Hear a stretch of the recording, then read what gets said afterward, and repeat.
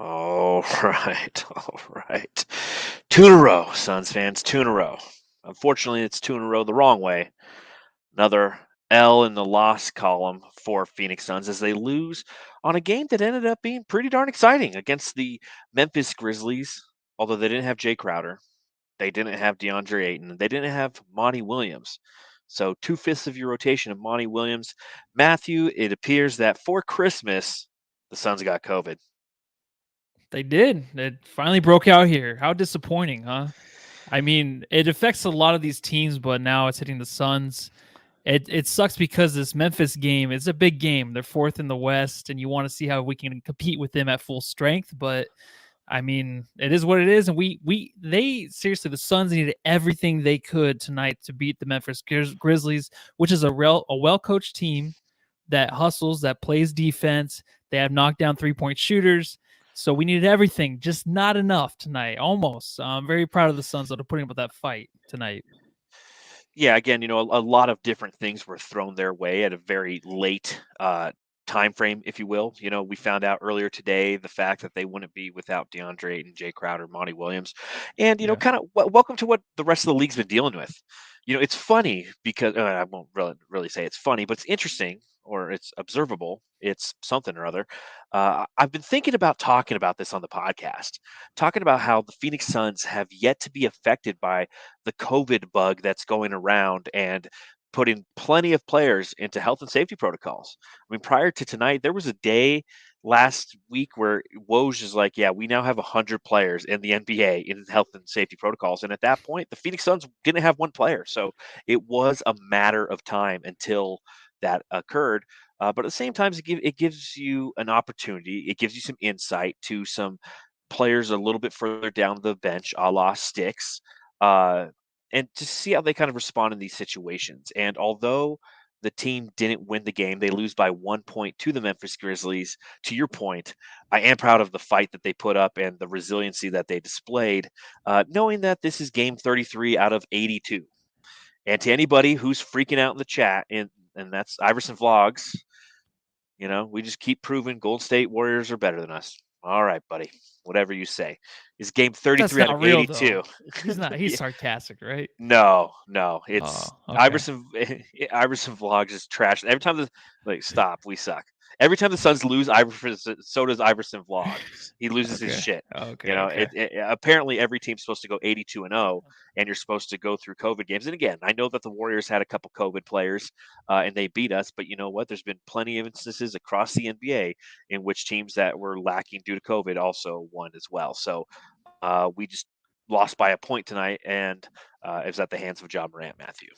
Yeah, and it was a game that was over. It seemed like many times. It seemed like Memphis had the Suns a lot, especially in the fourth quarter. You thought it was over with 6 minutes left. So Yeah. I mean, the way the Suns handled themselves tonight is really impressive. I know, of course, you don't want to lose, but early in the game, a lot of even Twitter, I was on there trying to find maybe someone to replace John tonight because he was working late, working hustling it late tonight. So I had to see like what's going on Twitter if there's anybody that can Ooh. help me out tonight.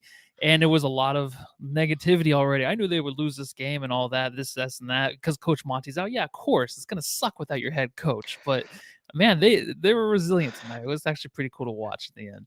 Yeah, especially, I mean, but plenty to talk about. We'll go into Oh all of yeah, that. oh So, yeah. thank you, Jamsters, who've decided to join us after the Suns lose this game. Welcome to the Suns Jam Session podcast. I'm John, he's Matthew, and this is the Suns Jam Session podcast. Make sure you follow the show at Suns Jam on Instagram, Twitter, TikTok. Although I think outside of Twitter, we really don't post anything on our social media platforms. You can follow me on Twitter at Darth Voita. You can follow Matthew on Twitter. Matthew Lucy. And reminder, please subscribe, rate, review. And if you are watching along live on YouTube, go ahead down below, hit that thumbs up button. And if you're listening to the podcast, go to YouTube, even if it's 2 days later, and hit the thumbs up button as well. Yeah. Helps with the algorithms. So, without further ado, it's time to pop open an ice cold brewski.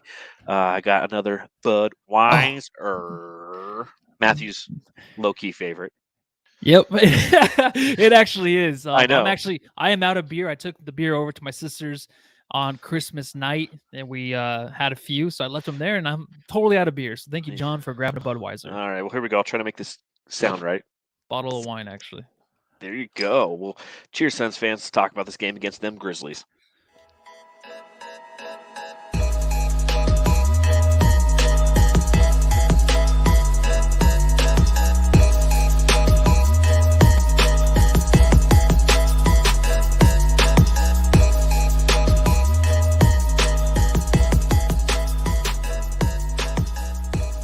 Yes, it was a 1-point loss to the Memphis Grizzlies on whatever night of the week it is. What night of the week is it? Is it Monday?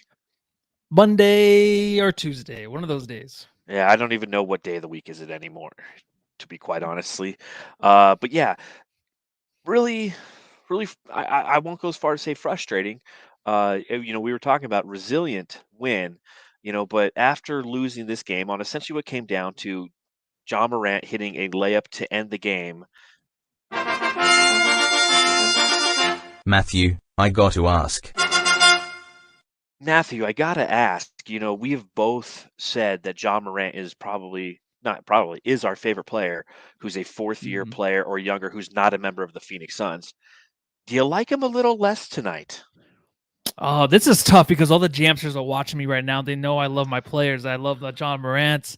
A little watch Trey Young, even if the Suns lose. So, of course, I like to watch him as much as Eddie Johnson hates to watch him travel on the floor, which I don't think he was really traveling. I think Well, he he was was giving talking away. about Desmond Bane more. No, he was He talking about Ja too. Yeah, but he got both. upset, dude, when he talked about Ja tonight. Like the last time that Ja before the game winner, the little floater he had, I think it was and one. Eddie was all over him. But yeah, it was Desmond Bane too. But no, Ja, I don't know. You can't really hate this player, I don't think, right now, just because we haven't been through it with the Memphis Grizzlies ever. It's not like the Spurs back in the day. It's not like a Lakers team where you have to play LeBron over and over again. This is a young team. They have some veterans on their squad. But when you're watching Ja, it's nothing that I really hate because usually the Suns are always on the good end of things. They always end up winning. They always end up being the Memphis Grizzlies. If we Mhm. had to play them in a series, I'm still not scared of them. I know the Suns are a lot better than them, so it doesn't bother me with this guy. I can watch him, and if it's a game winner, it sucks a lot. Of course it does. And I hate the Suns more when they lose than the other team. So I'm okay with it, dude. Short answer. What was All it? What right. was the question? I just do wanted to you, talk about John Morant, dude. do, I'm sorry. Okay, I'll stop. do It you do you sucks for him. hate Ja Morant, or does it? It does. Here's the way I look at it. Okay, Go ahead. Ja Morant. It takes him down a notch in my book, just Okay. because now he's officially kind of hurt my feelings. To your point, he hasn't done it in the postseason. You look at the Suns versus the Grizzlies when it comes to what the hell's is there somebody got like a Did you snowblower hear outside? that? Yeah, that Yeah, was nasty, wasn't it? what the heck? It sounded like somebody ripping ass, but like through a snowblower or something. Maybe. I don't know. But anyways, back to my point. John Morant, now that he has defeated the Suns with a layup ultimately that left zero point 0.5 seconds on the clock after Devin Booker hit an amazing three-pointer to give the Suns their Yeah. first lead since it was 4-2. He put them up 114 to 113 with a great wide open shot because Desmond Bane kind of left him open. Now he does come down a little bit of a notch. I still respect him as a player, but I like him less because of Okay. just that. He hurt my feelings now. That's how I judge who I like, who I don't like, and especially when it comes to teams like the Spurs. I will always hate the Spurs because no team has hurt my feelings more than the Spurs. I can't stand the Lakers, but it's not because they've hurt my feelings. They've hurt my feelings. Don't get me wrong, but like we've also gotten the better of them. But the Spurs obviously are number one in my book. Kobe, I couldn't stand Kobe Bryant. Why? Mhm. Because he beat the Suns a lot. He's a guy who consistently throughout his career would put the nail in the coffin of the Suns. Now, don't get me wrong, we got the better of them, but at the same time, like I didn't like him for that reason. Now you look at the Grizzlies; we've played them once in the playoffs. It was back in 2005, and we swept them, I believe. Yeah, we swept them. So we've never really lost to this team historically in the playoffs. You look at how we've played against this team historically. 96 times they've played prior to tonight, and the Suns have won 58 of those 96 games. Now, what is interesting to note is this game marks the fourth consecutive time we've played them and lost. So in our last four games against the Memphis Grizzlies, or I'm sorry, it's the other way around. We've beat them three times, so never mind. Last time we lost, because I was thinking about last time we lost to them was on JFK or Martin Luther King Day last January. So Good memory, man. Or are you yeah, reading that? no, I Okay. remember that. I definitely remember. Oh, You were over okay. at my house. We Okay. were watching the game. And we Okay. lost that. So, but this is a team that, again, as you mentioned, very young, very hungry, and a team that's currently in fourth place. and fighting to try to prove their place in the hierarchy of the Western Conference. They beat the Kings last night. They come out tonight. They're playing an undermanned Suns team, and they essentially came out and you know that second quarter is really what set the pace. I mean, after the first quarter, they're up a point, but then they outscore the Suns 35-24 in that second quarter. What'd you see from the Suns? What'd you see from the Grizzlies in that second quarter, Matthew? That kind of set them apart. Well, it seemed like in the first and towards the end, I mean, the Suns were actually kind of coming back. So the bench came in, and it's one of those games where it's like you need the starters to step up, even though you have the bench mixed in with them. You have McGee, who of course is starting for Aiden. You have Cameron Johnson replacing Jay Crowder. So things are a little switched up, but you always can picture Cameron Johnson coming over and taking over for Jay just comfortably. He can come in, he can be the same kind of player, knock down threes, and just be versatile to where he can like play make a little bit, but then also get to the rim. So I just think in the second quarter, you're looking for the bench to come in, do their job, and they did. But then also you want the starters to come back in, fill the roles as best they can, and help take over the game. But it just wasn't the same. I didn't think you really saw much of the starters really playing their own game till the third quarter. So the second quarter was just kind of a bust, dude. It was like basically everything in the third quarter you kind of want to see in the second, just because you can lose momentum against Hmm. this Memphis Grizzlies team who can get on top of you. And that probably sounded a little nasty, but they can get on top of you and they can kind of just hold you there like they did most of the game. So that's what you did not want. So what you got in the third quarter is what you kind of wanted to see in the second. But of course, Monty's not there for adjustments. And I don't know how much Chris Paul is really coaching this team on the bench, because I kind of want to see the player coach thing with him on the bench coaching the Suns, but they needed that in the second quarter. It just didn't happen, and it's okay though, because I think it just shows even like a team like Memphis that can hold the Suns down, or a lot of teams in the NBA when they get up on them, the Suns still fought back through a lot of adversity tonight. So it kind of these things that happen where you're like, oh, I wish this happened in this game at this certain point for the Suns to like take the lead or cut the lead to a certain amount of points. But then it's like, well, let's see if they can actually get back into it if they're down by 16 or something in the Hmm. third, like that. So it kind of just sets up different unique situations for the Suns team to overcome. And they were just so close to doing it tonight. Well, and to your point, I mean, they did overcome that. They had a fantastic fourth quarter, outscoring the Grizzlies by a score of 38-25 and almost winning this game when they kind of didn't really have a business to do so. And I wouldn't necessarily say it was anything the Suns did wrong. It was the what the Grizzlies were doing right. I mean, their backcourt tonight, Ja Morant, Desmond Bane combined for 65 points. These guys were just unconscious, and some of it was unguardable.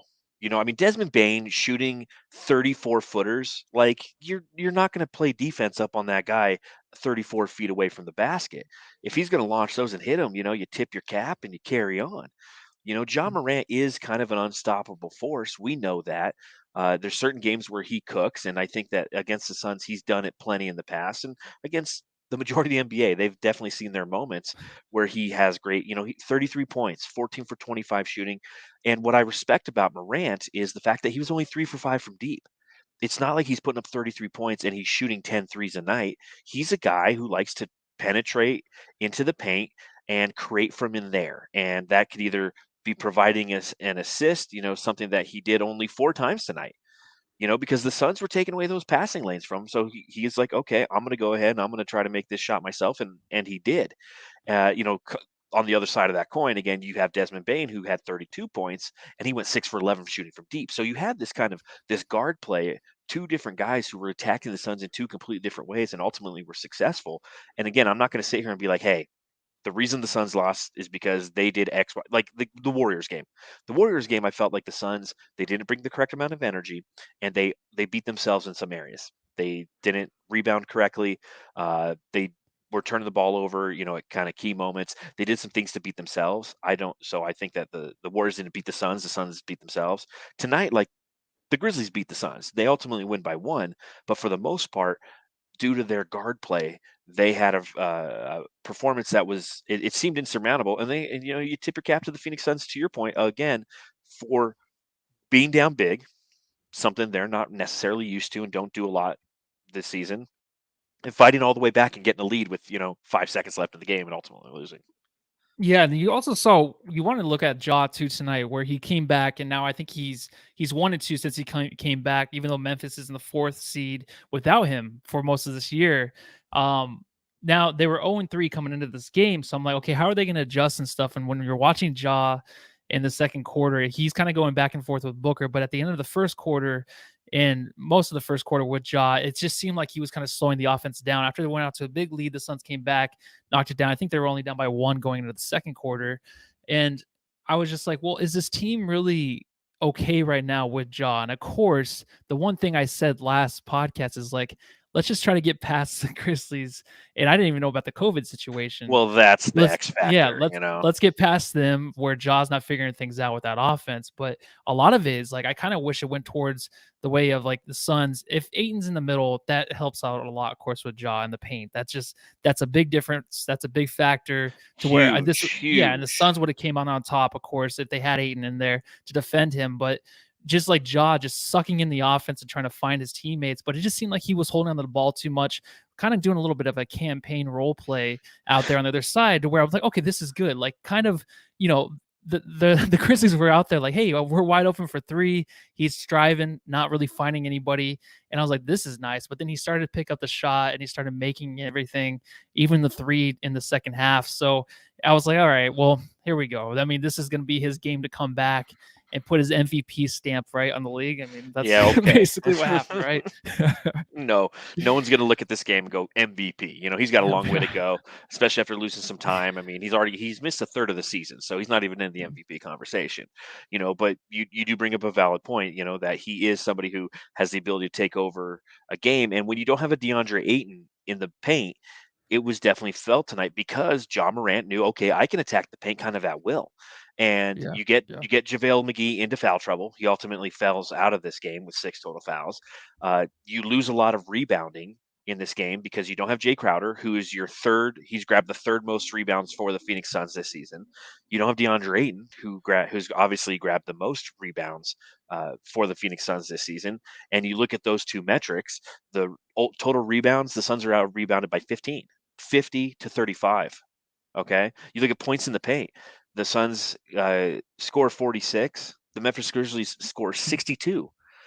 You know, so they definitely controlled that painted area. You have Steven Adams down there. You know, you never ever say that Steven Adams is cooking, if you will. It's not really what he does, but he cooked on the boards. You know, 13 points, 16 Yeah. rebounds, 9 of them offensively. That's where you miss DeAndre Ayton. And again, because JaVale McGee was in foul trouble, he didn't have that much of an impact on the game. He played a total of 22 minutes. Jalen Smith played 29 minutes. He had to because and only ended with one foul. And, you know, I guess if I'm looking at it from kind of the outside looking in, again, you know what? I even have a drop for this motherfucker. So let's just go ahead and do this. Stix report.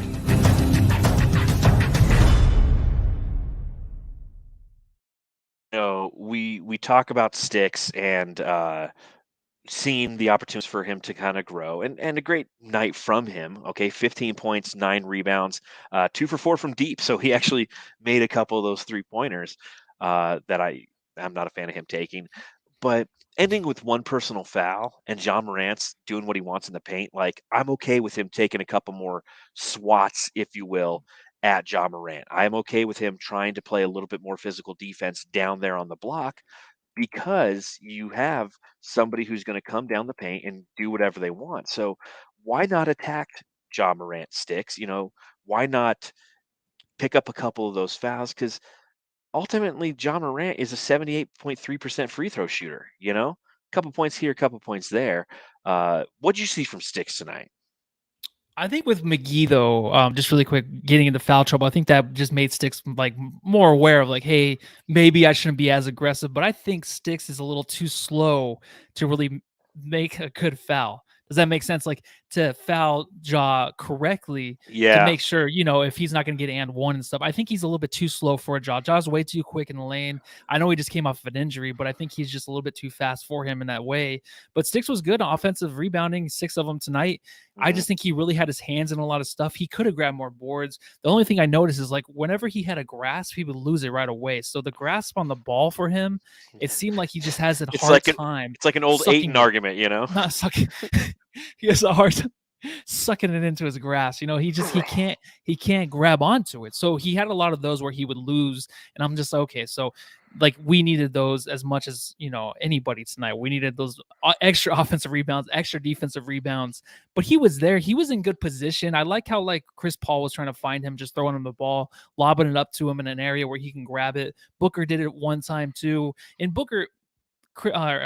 Eddie Johnson said like Booker's been doing a good job lobbing the ball to bigs. I think he's absolutely dog shit with that this year, and I'm He's sorry good if that. throwing it to Aiton. That's I it. don't know. I feel like every time he is off, but he threw one good to Stix, and they complimented him this season on improving. But I don't think that's a thing, and I think that Stix good positioning, finding the mismatch, grabbing the ball, going straight up with the ball whenever he could. And he used a left hand. Even that fast break he had where he kind of copied Cameron Johnson where he was just running down the court, but he missed it. But then Cam did follow him up with the offensive board and the putback. You saw a lot more confidence with him tonight. It's just because he knew he was going to get a lot of minutes. So it wasn't one of those things where it's like, I got to come in and make the most out of every second to make sure I can stay in this game. That wasn't the thing. It was just basically like, you're going to get your 30 minutes tonight because we need you to, but you can't be as aggressive because McGee is just committing these dumb fouls, these dumb and one situations that were going on all night. Yeah, I think what we saw from Sticks was another step in the right direction tonight.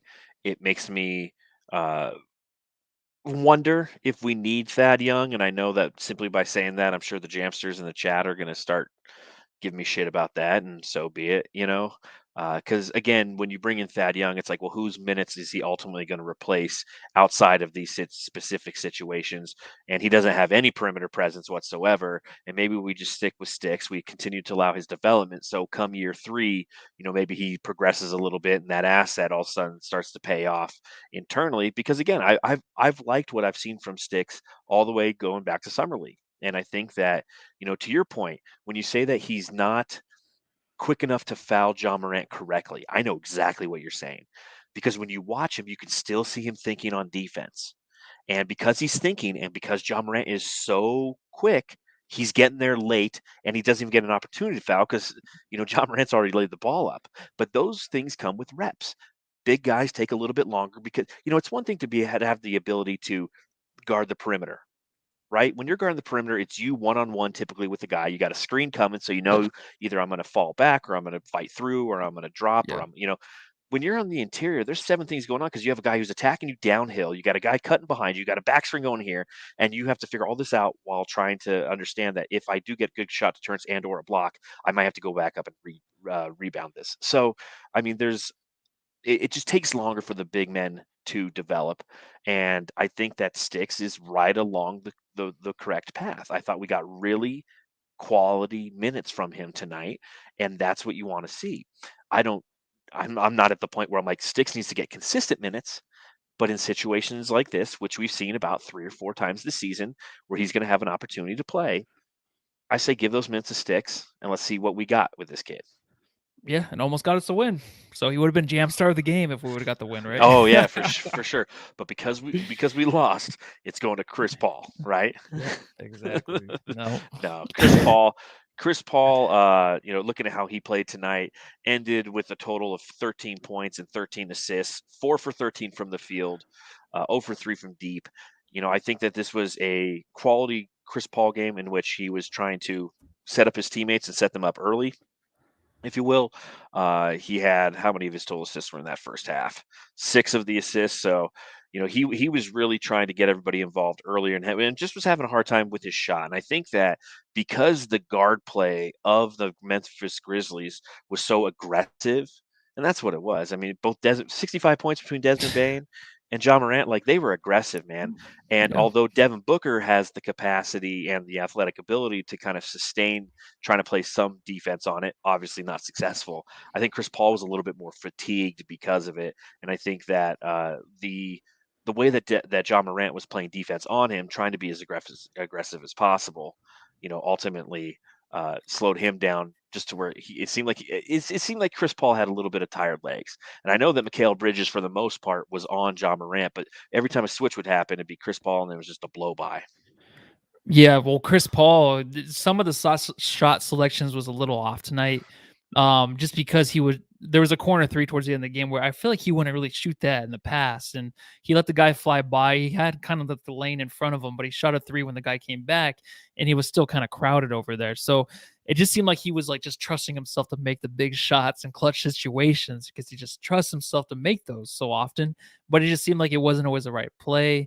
But I mean, you can't crucify him too much. I feel like tonight, just because he did seem like his legs were a little, they're a little hard to get off the ground tonight. I know he's usually flat-footed when he shoots, but he did take it to the lane a few times, draw a foul, and just try the best he could to really just maneuver around this Memphis Grizzlies team, like you said, defensively. Like Desmond Bane, who is like a my player, basically, if you create a my player, all muscles, short arms, so you have really good shot selection from anywhere on the floor. You know what I mean? Because if you shorten your arms, it increases your ability to shoot better. So he definitely looks like a my player that I would create to actually have a good career because that guy's amazing. And defensively, of course, he looks like Emmett Smith out there, number 22, how big that dude is. I just, well, Emmett Smith's like 5'10", right? I think, yeah, he's short. So, are you on mute?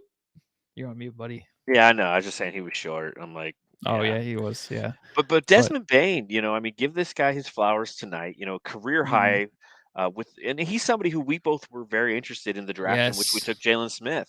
We thought that he would be a good backup to Devin Booker and provide that offense that I've always said that we needed and that Landry Shamet at times has been providing. And that's what kind of drives me crazy is like when we play these opposing teams. Especially when it's like the Grizzlies or the Kings or anybody in the Western Conference, the Spurs, even sometimes where they have these players who you and I were very high on for the draft. Because that's part of having a podcast, right? When the draft season comes around, you really take a look at some of these draft picks. And when we were a lottery team, obviously we were really entrenched in it. This Yeah. past year, I don't think we were nearly entrenched in it for two reasons. One, we knew that we were going to have like the 28th, ninth, or whatever pick. And two, it was like right after the NBA Finals is when the draft was. So we're like, hey, whatever happens, happens. Ultimately, we traded Javon Carter for Landry Shamet with our pick. We didn't have a draft pick, so it didn't matter. But you go back to a couple drafts ago, and there's these certain guys that Desmond Bain, Devin Vassell, Tyrese Halliburton, all from that same draft that we were pretty big on because we thought that the Suns would have a chance at him.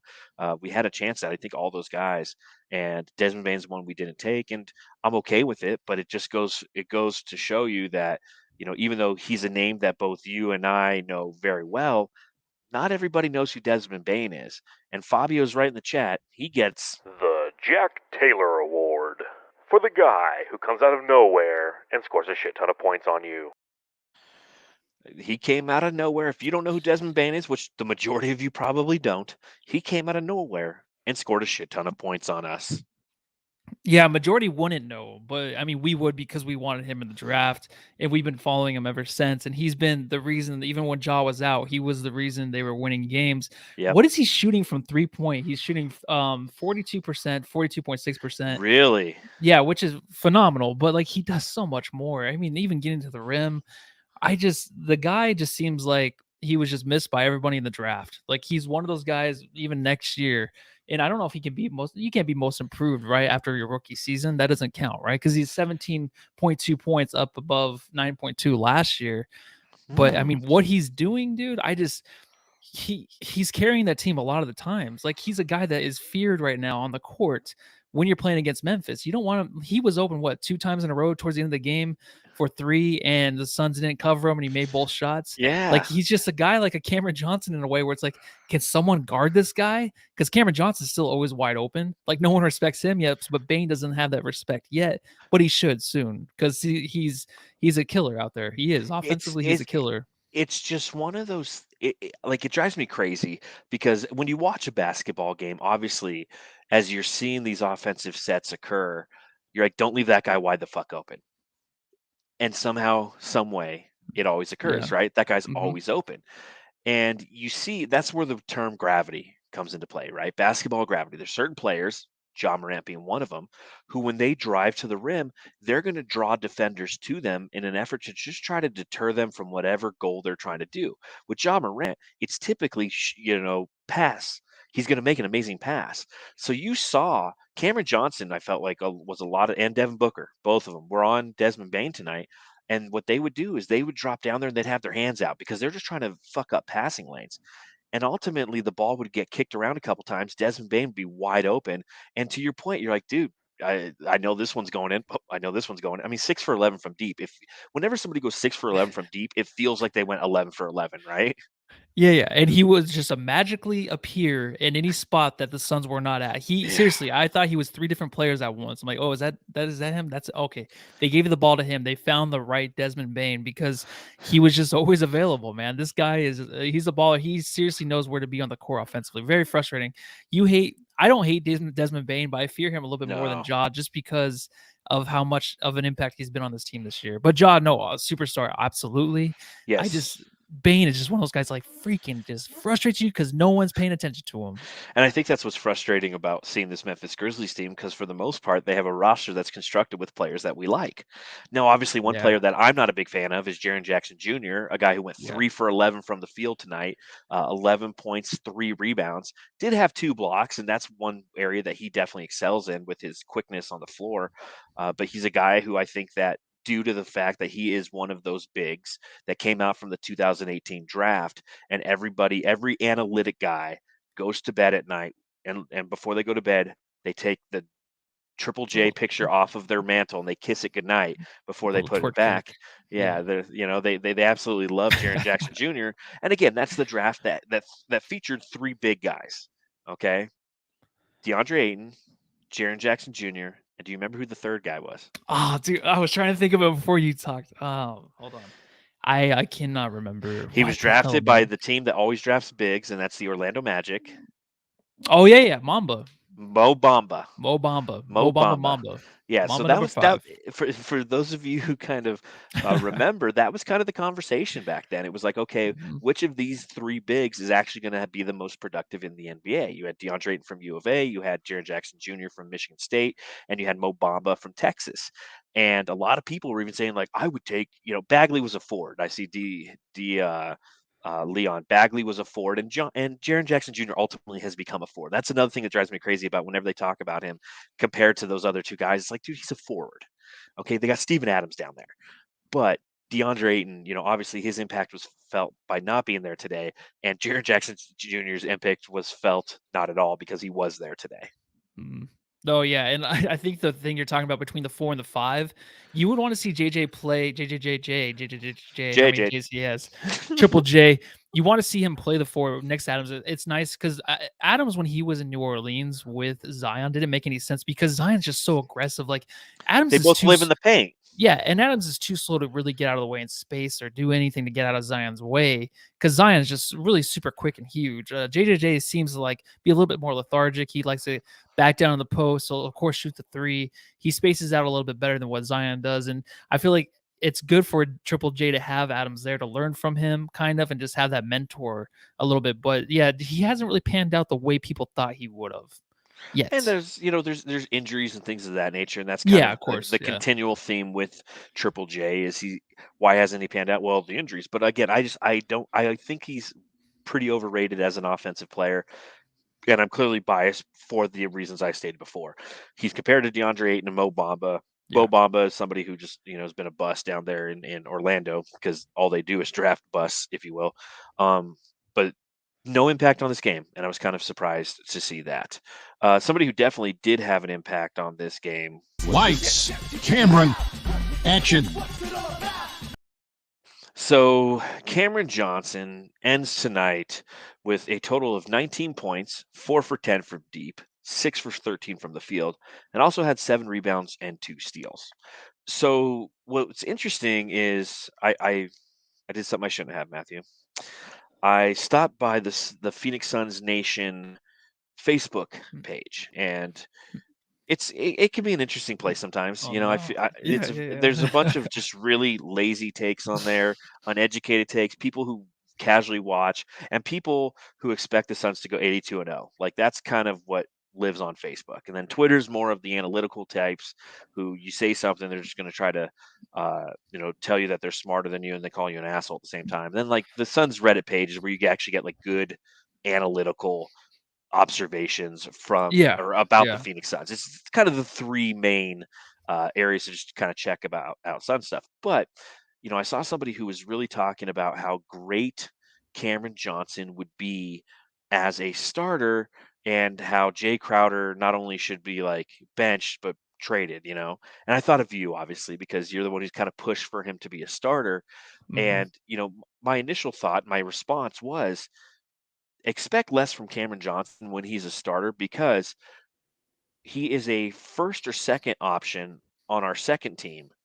But if he goes to the first team, he's going to be the fourth or fifth option, just like Jay Crowder was. Now, obviously, that's bump. You can't.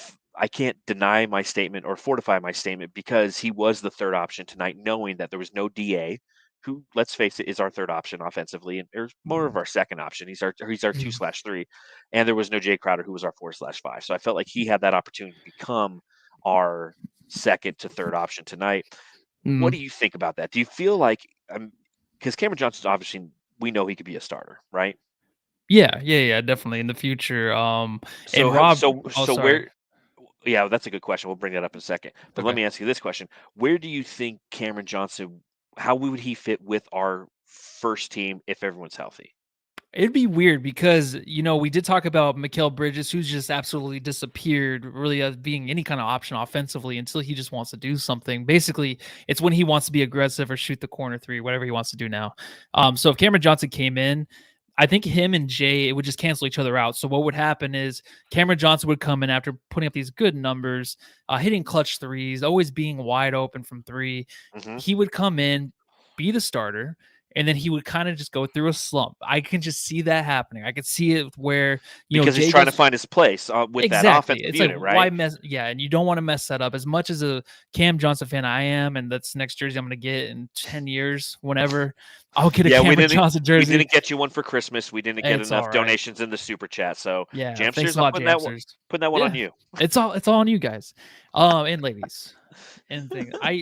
The Cameron Johnson thing though, it's fun because he's always there, he's always available. He seriously has played like almost every position this year, right? But the 1 and 2, maybe even at one time when Booker was out, he was playing the 2. So he's basically done everything for the Suns team. So he's very versatile in that way. So I think just keep him on the bench. That's where he's going to succeed. And I think he is the number one option when he comes off the bench. Him and Cameron I Payne think can he's a kind of struggle number between one. that. Yeah, yeah, Oh no, yeah, no, yeah. yeah. Coming off the bench, you're right. Yes, yes. Yeah, yeah, He is coming our off the number one option. yeah, Cameron Payne. I mean, Cameron Payne Yep. has so many It's up and the, down games where it's like 3 down and then one really good game and then 3 more down, where you just can count on Cameron Johnson to be that number truth. one guy. So Truth. I'm going Cameron Johnson as number one, but keep him on the bench for now, man, because we want to have Jay there. Jay's still a big clutch guy too, so just keep him on the in the starting lineup. Well, and again, I just think that his role, it suits him better, right? Like Jay isn't Yeah. expected; he's expected to just chuck up threes and play some physical defense. With, don't get me wrong, like I definitely Cameron Johnson could definitely fulfill that role. But then you have Jay coming in off the bench and now has to be the first/second option because that's what Cam was. Because to your point, Cam Payne for the most part is our number one option, scoring Yeah. wise. And that's all I'm talking about here, Jamsters. I'm talking about scoring wise. And if you want that sustained offense when the starters are off the floor, you need to have those guys who have defined roles in those scoring roles. And it's Cam Johnson, Cam Payne. Some nights in campaign, Cam Johnson, other nights. I can't see Jay Crowder coming in off the bench and consistently giving us 15 a night. I can't see it happening. What is Cam Johnson averaging off the bench? Let me see. He is averaging. I'm not sure off the bench. I mean, I know you can look it up. 11 points overall, but I don't know off the bench. Well, I mean, this is his first start of the season. So yeah, 11 points overall. I don't Is it his think first start?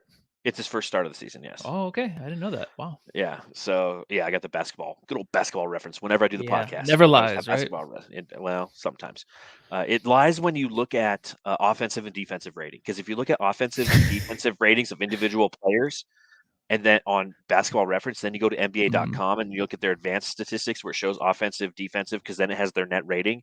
It's completely different. So they use different metrics somehow to define that. But I typically go to NBA.com for my offensive and defensive rating numbers. Because Oh, if you good to look at know. Seriously. little things, because I write a lot of articles for Bright Side of the Sun. I like to find those things. You can check out my long Alfred Payton piece, which nobody gave a shit about I because it's skimmed like it, man. Do you have no comments on it? Where no, there's I like 11, and everyone's just like, who cares? Oh god, dude. You should have saw the Aiden one I did a week ago. Like Yeah. everyone was giving me shit for that. So Oh, really? yeah, I gotta stop reading the comments.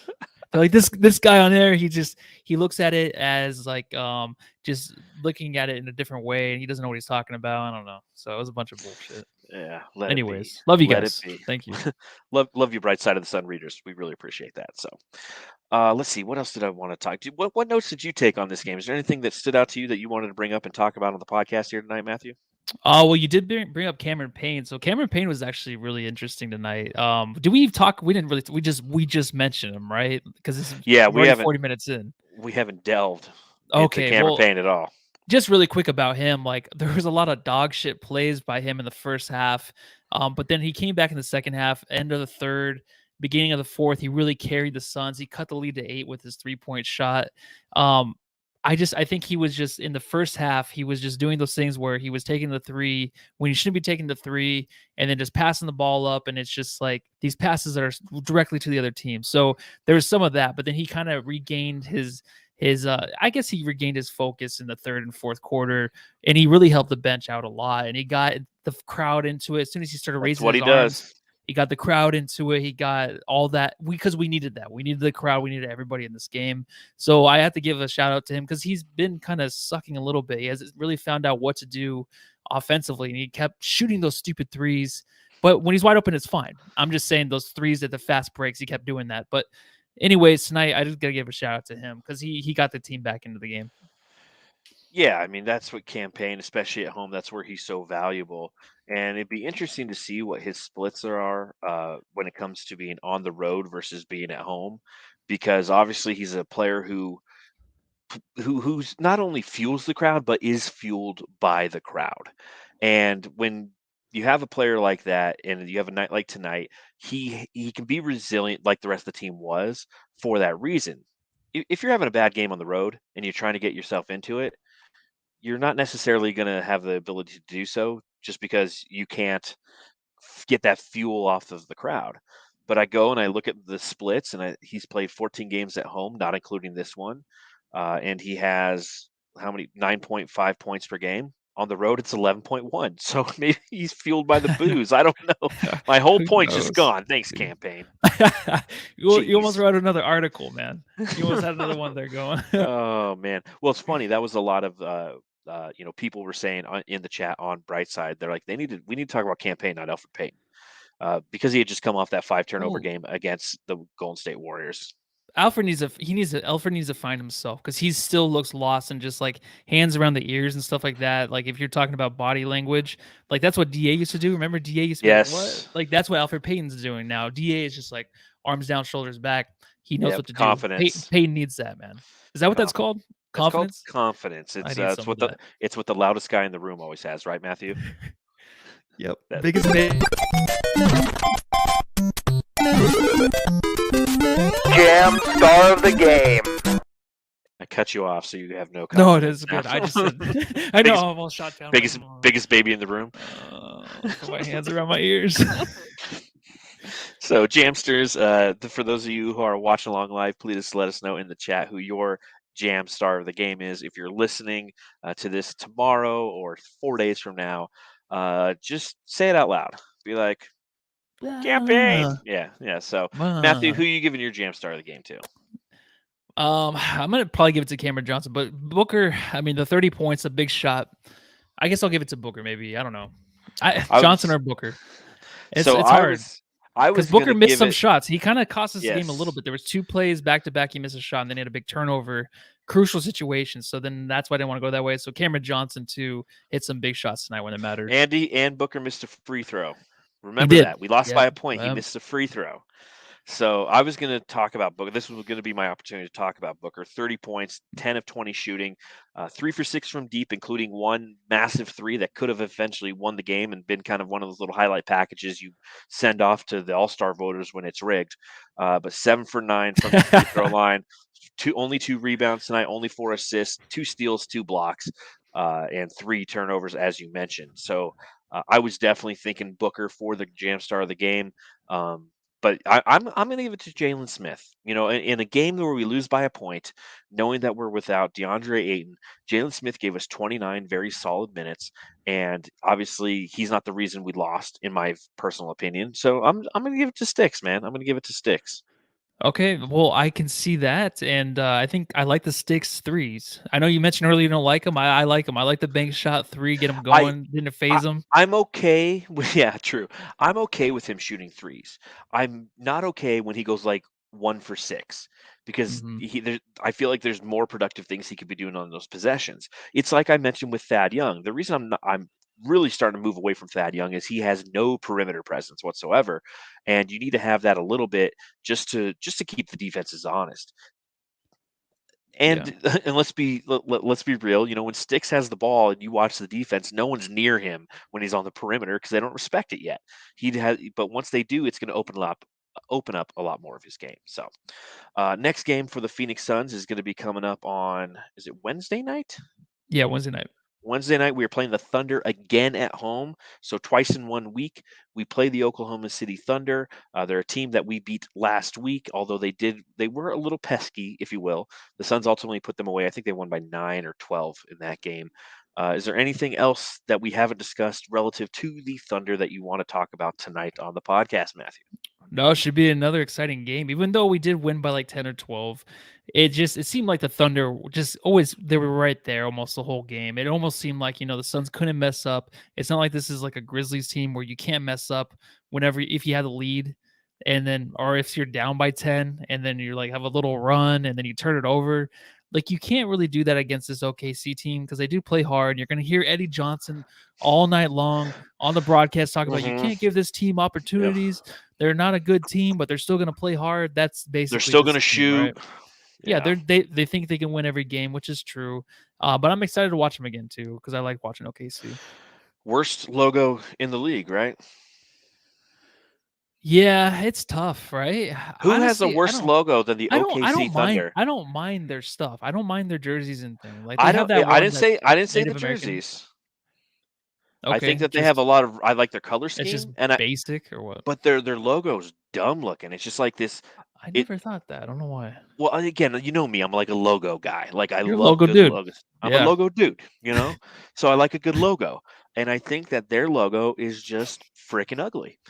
It's like a shield with half of a basketball in it. And it's got these 2 lines going through it that are their colors, orange and blue. And then it just Yeah. says like OKC in a weird font across it. Like if I was a fan of the OKC Thunder, I'd be frustrated with that. It's like, come on, man. There's a lot of great logos in the NBA. And I think that Yeah. that is clearly one of the worst ones. I do know one though. Sonia, yes. How about them Cowboys? Oh Speaking of God. Texas, San Antonio Spurs, they have the worst logo. Definitely very ugly. Yeah, I agree with that. But Gray and it's not black. but it works. It works. It's Yeah. Spurs and the U is a spur. Like Boring. it's boring, but it's effective. Like OKC has nothing. It doesn't look like Thunder. Clippers new Like one. Clippers new Clippers new sucks. one is ugly. Yeah, Terrible. very Terrible. bad. Terrible. Very bad. I'm trying to. So Okay. what are the best logos in the NBA? Miami Heat are one of my That's a favorites. good one. That's a damn good one. Yeah. I don't know. I mean, there's so many good ones. I remember when I was little just drawing them when I was younger, Yeah. like drawing the Bulls one, the Knicks. I Yep. don't know. Detroit Pistons, the old one with the actual piston. Like I like that one. So Oh yeah, the Grant Hill one that had like the yeah. Pistons in it. Yeah, Oh, that's you know pretty who good. has the worst one is Utah Jazz. The Yeah, Utah that is ugly. that's bad. Really That bad is color bad. scheme. And yeah, that one's and they keep trying every Oof. year, every like 3 years they update it and it looks stupid. It's just a ball in the middle of the court for the logo. It's like not even a Yeah, full logo. yeah, they're like a ball that's got like orange, blue, and green. Like they're like and jazz. That's why no one So likes you guys. good call, good call. So, gosh, I think we're gonna be kind of wrapping it up a little bit early. How's fantasy football looking? You in the Oh, finals really anywhere? good. No, never. And well, Derrick Henry went out for the one team I always win. Yeah. I honestly, I'm just so done with it. Where I almost texted Lou, who owns the majority. He's the Yeah. commissioner. I'm like, I'm just done with this. I know I have to owe you money here soon, so it sucks, man. But you're doing. Where you at right now? Because I know you're in it still, right? The I'm Voida Bowl. only in my league. Yeah. Oh, that's Uh, it. I'm sorry, mhm. man. I lost, dude. This weekend was probably one of the worst weekends of my life. I'm not even gonna lie. Like Christmas away from home, which sucks, for what. But and then I told you on the podcast last time how it started snowing. That my Yeah, TV went out yeah. with 4 minutes left in the game.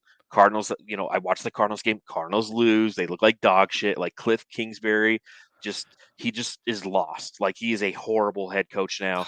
And I'm not one of the people who while they were winning, I wasn't praising Cliff. I was like, Cliff's turned a corner.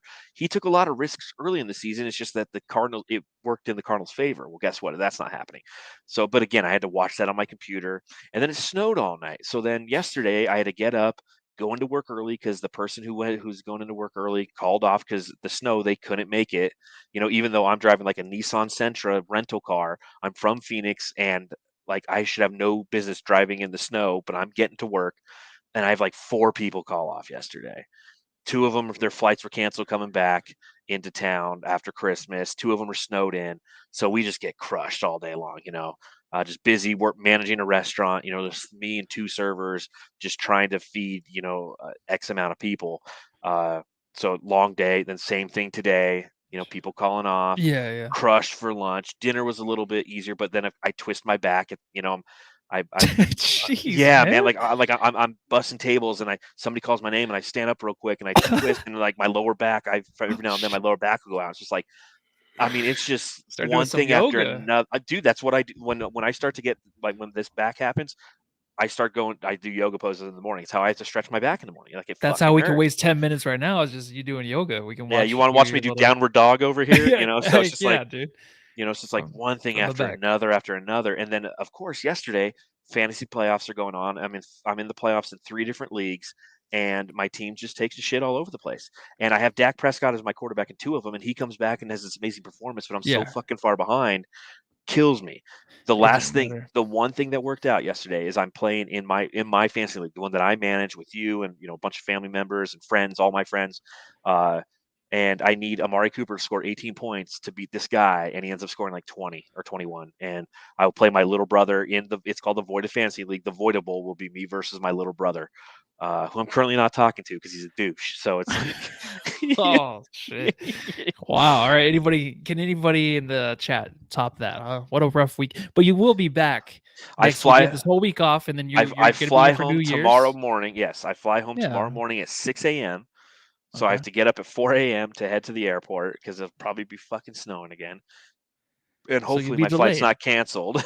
Yes. Oh, we'll just say you're gonna be delayed, so that way And it's then I'll not. fly. But I'll tell you this to any of our Jamsters who are listening who live in the snow, good on you because fuck this shit. I am not a Could fan of never snow. do it. And here's the why. It's like so many of you have heard this. You can't heard the sayings. You can't shovel sunshine. That's the beautiful thing about Arizona. It's like I've never had to deal with managing a restaurant before where I've had people call off due to weather reasons, and you just can't say anything. Like, well, I guess you're snowed in. Like you literally can't get out of your house. That sucks. Yeah. Yeah. Coach Evan B has one of our loyal listeners and host of the He's on Fire podcast. He says blizzard in SLC tonight. Well, guess what, Evan? It started out here. It hit Reno first before it went across Nevada, and it's hitting you. We've been dealing with that shit for 2 days now.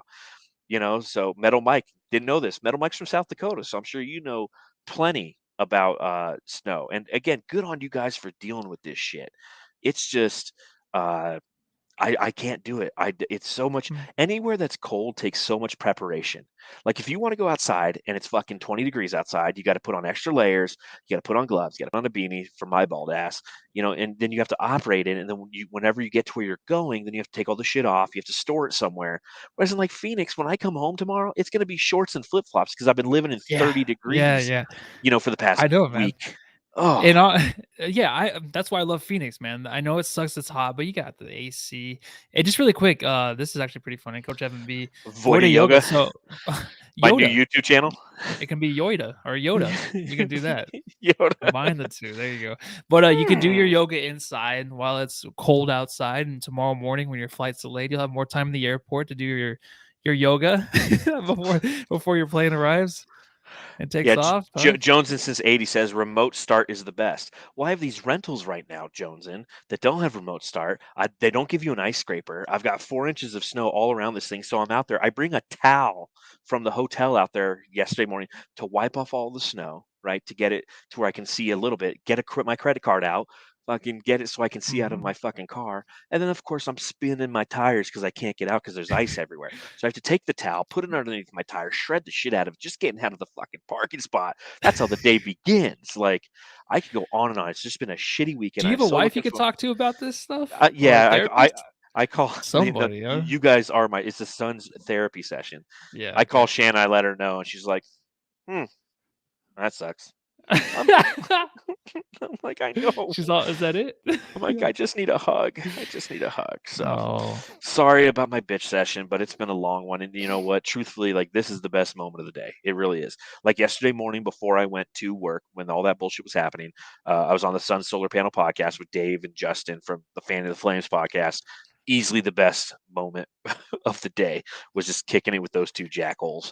You know, It always is, even after long days, like sometimes like, oh dude, I have to do the podcast. Like I'm just tired, I just want to go to bed. Once I Yes. hop on here and I'm like, dude, I'm right back in it. That very few times that happens. But I mean, come on, like we work and you're traveling all over the place. And once we jump on here, it's different. It's like a different It's world, home. right? It's home. Yeah. It's talking to you, and talking basketball, which I always love to do. It's interacting with the Jamsters, which always, one, say funny shit, and two, Fabio, don't forget to congratulate the Grizzlies, Voita. That's a Sun Solar Panel joke from yesterday. Damn, no scraper in the car from 8.0. Yeah, they didn't. When I was flying out here in September, there were scrapers in the car. I'm like, what's that for? Now I need it and I don't have it. But yeah, I appreciate the Jamsters for, again, this is home for me. This is the closest thing I felt to home until tomorrow when I actually fly home. And then my honey-do list, which is a mile long. I got to blow the leaves. I got to mow the lawn. I'm sure the trash needs to be taken out. What a rough life this is, right, John? It is, isn't it, Matthew? Yeah, I'm just bitching away. yeah. So, well, I had a good weekend. Yeah, I know you did. It was very you did. chill. You had a good Christmas. You drank all the beer with your family. It's gonna be nice. It was pretty good. Yeah, good. It was a good Christmas for you guys back in Phoenix. Yeah, it's pretty good, man. It's nice and warm out here. It was raining though. It was raining. It was though, right? raining. It was raining. So it did ruin Christmas Eve was raining. So we were gonna go to the park, hang out, but they ruined it. But it still wasn't even that bad. It rained like half the day. The rest of the half of the day was just beautiful out. The sun came out later in the day, so wasn't too bad. Got a nice tan, laid out with a towel. I got frostbite. Your toes are falling off. The toes. I've got 3 toes that I'm just not so sure about anymore. Like, we'll see. So, but on that note, Jamsters. Oh, hey, look who it is, dude. Buck Dog. Hey, Buck Dog. Voita hitting me in the field. First time I've seen him in probably a month.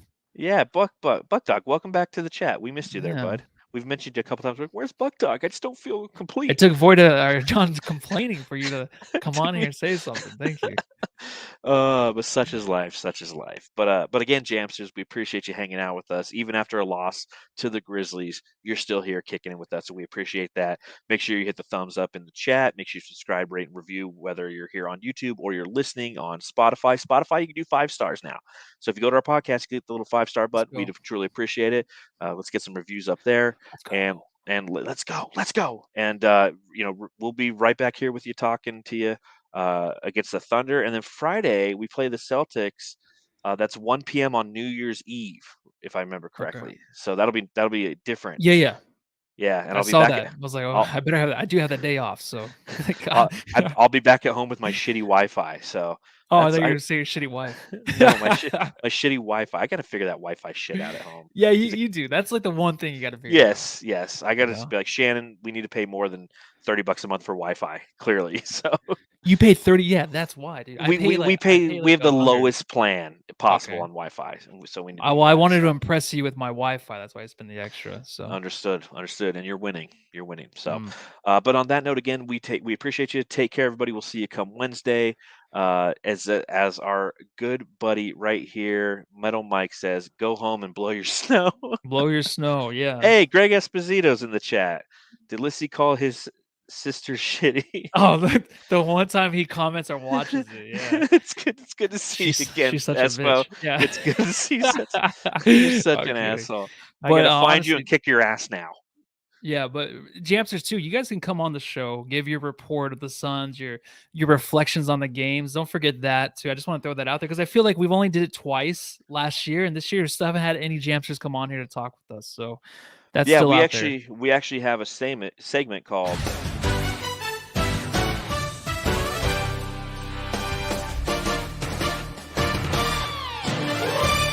Jamsters react. That's Matthew's shitty sister's voice. Yeah, I was just gonna say.